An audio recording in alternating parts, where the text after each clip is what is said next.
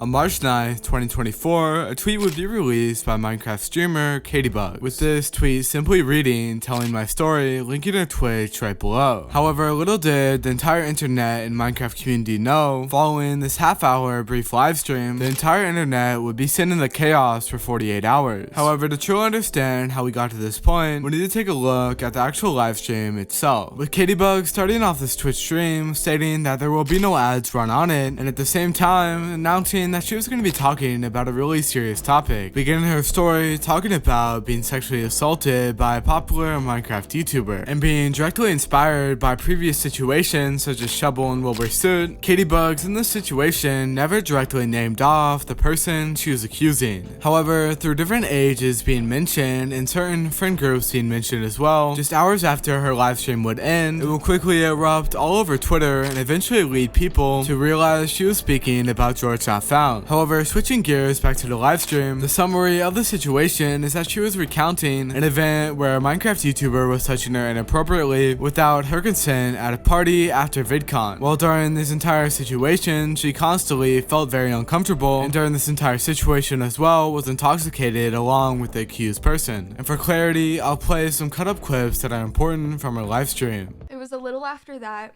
when I resorted to playing games on my phone when it happened. Out of nowhere, I felt him slip his hand under my clothes, sitting next to me on the couch in front of everyone. He disguised it with a simple, "Are you ticklish?" I coughed out a no, still staring at my phone.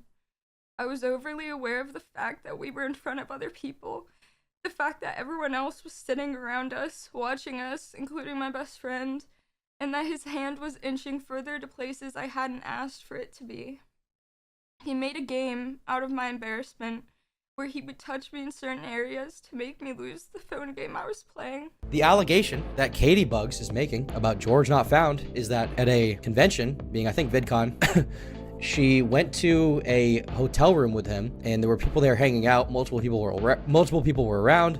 She was very drunk and he put his hand up her shirt unconsensually. However, the most important factor about this all is that it was all he said she said at this point. As with everything recounted in her story, she had minimal to no receipts to prove anything, besides simple things like placing her at an actual VidCon party with the person. However, switching gears back to the initial reaction from the community and the internet itself. Just 10 minutes after her initial livestream had ended, Caitibugzz would take to Twitter and say, "I want to also make it clear, although I was inspired by Shelby, our abuser is not the same. I hope she can take the time to heal. I hope everyone can." With this being the last message she would send out onto the Twitter platform before it would all erupt into madness, with this chaos starting to ensue whenever people would initially connect the dots to YouTuber GeorgeNotFound, leading him to make a tweet just 5 hours after initial Caitibugzz stream had ended, stating, "I will be doing a very serious stream later today. This post is just to make that clear. I'm gathering all the information and evidence to share," ending off his tweet stating, "I have never and would never break someone's sexual boundaries or assault anyone." However, against what George had claimed, the stream would not appear later that night, and due to this, it would immediately cause people to jump on his back and immediately accuse him of being guilty of the sexual assault, with some pretty brash responses being, "And you lied about streaming yesterday. Yeah, no, you're disgusting. Stay away from this community and never return." With tweets like this and progressively getting worse, it was obvious to see how naive the Minecraft community really is and the whole internet as a whole, by instantly accusing George of being guilty and dogpiling on that on top of it as soon as he missed a stream date. However, in situations like this, before constructing your own valuable opinion, it is crucial to any type of situation to hear both sides of the story. However, this simple common sense and logic wouldn't stop the hate mobs on Twitter and people expressing their opinion, with known people in the Minecraft community stating it looks like George was found guilty, with giving him less than 24 hours to even respond to the situation. With this being continued with other people in the Minecraft community who don't have platforms wishing death on GeorgeNotFound despite not even hearing both sides of the story. However, people being quick to assume that GeorgeNotFound was guilty might have been from the recent situation about Wilbur Soot and Shovel or Shelby, with this situation being proven to be true, being nearly identical to the situation around GeorgeNotFound and Caitibugzz. However, switching gears back to GeorgeNotFound, he would soon make a response video just a day later. On March 11th, he would go live playing a pre-recorded video of of him discussing this entire situation and essentially disproving everything Katie had said, with the main difference of his story sounding a lot more authentic to most people watching it, along with his side of the story being backed up with receipts through text messages and more, with this situation being summed up by George as a completely consensual situation, which later Caitibugzz decided to regret, with her expressing these feelings to her close friends who have an obvious dislike to GeorgeNotFound and who he surrounds himself with, eventually leading Caitibugzz friends to pretty much convince her that this sexual consensual situation, which she later regretted, was actually sexual assault, which eventually led to her believing that the situation was sexual assault, prompting the coming out stream, but was completely debunked through GeorgeNotFound's situation and recounted the story, along with mainly the screenshots aka receipts which she provided to back up every single claim, which like I mentioned before was a key missing part from any of Caitibugz's stream. And for clarification, I'll play some highlights from his stream which will better help you understand.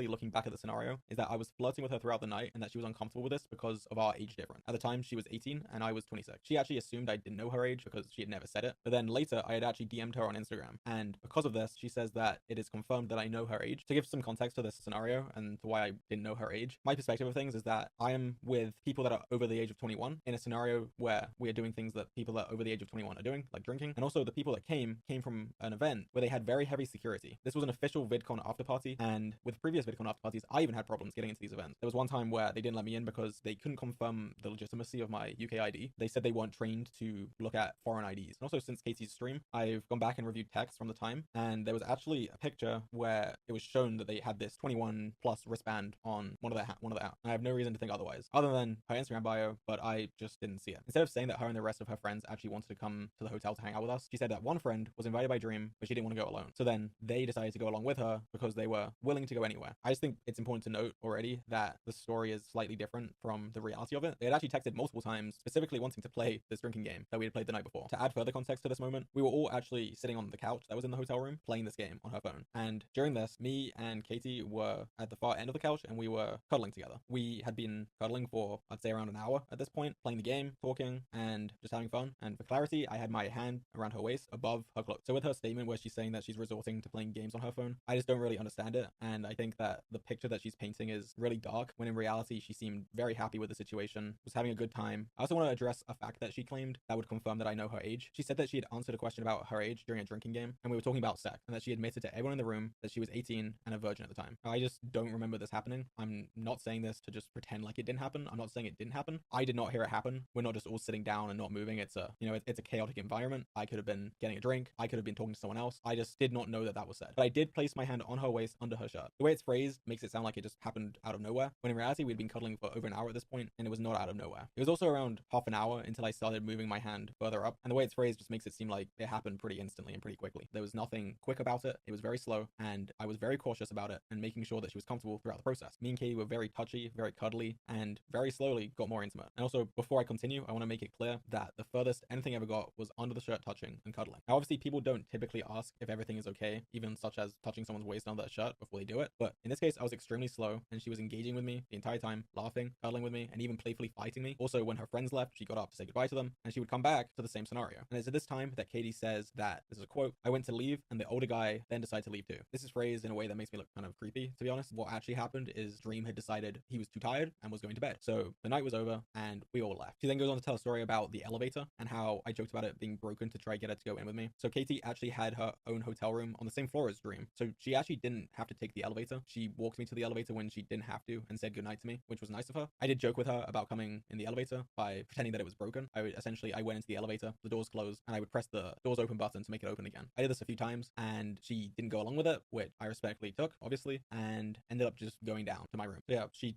didn't have to take the elevator, yet she chose to walk with me to the elevator to say goodnight to me. What I do think is that she is surrounded by a friend group that completely despises me and my friend group. And this is quite a specific scenario that probably doesn't really happen that much, especially publicly. So it's kind of weird. It's kind of hard to talk about it. But I think after VidCon, she obviously had told some of her friends about what happened. Whether or not that was in a negative connotation, I do not know. I wasn't part of these conversations, of course, but she clearly told them about this scenario. Now, when these people that are around you all completely despise me and my friends, they're obviously going to look on this poorly. However, more importantly, let's look at the internet's reaction to GeorgeNotFound's stream. As almost immediately, a lot of people would be actually pretty impressed with the situation and how he handled it. With a lot of people going out on Twitter to automatically say GeorgeNotFound is not guilty. But at the same time, it seemed like a lot of people were on the fence, waiting to see if Caitibugzz would provide any more information. As during GeorgeNotFound's response, it seemed a lot more believable to the general public as he provided a realistic side to the story. However, on the internet, whenever it comes to things like pedophilia or sexual assault regarding Minecraft content creators, a lot of people have a weird stigma against it, as even after his live stream and his response video being completely logical to the majority of the community, there are still a lot of people who just don't like Dream in general and GeorgeNotFound, and people who are stupid enough to make opinions based on that, tweeting out saying that he's still guilty of everything. However, despite Caitibugzz seeming pretty confident whenever George first announced his response video was going to be coming out soon, after seeing the internet's reaction, she seems to have backed off a little bit, with their last statement after a long chain of tweets saying for now goodbye, after endlessly trying to go against George's response, where it's now pretty much she said. But in this situation, she has yet to provide decent amounts of proof or as much receipts as GeorgeNotFound has. So right now, it seems like Caitibugzz is kind of backing out. This might be settled in a private matter, but obviously a lot of this is still unfolding as we're speaking right now. As currently, there's a pretty impactful tweet going around of a clip of Caitibugz's alleged friend advocating for her and getting pretty emotional while talking about it.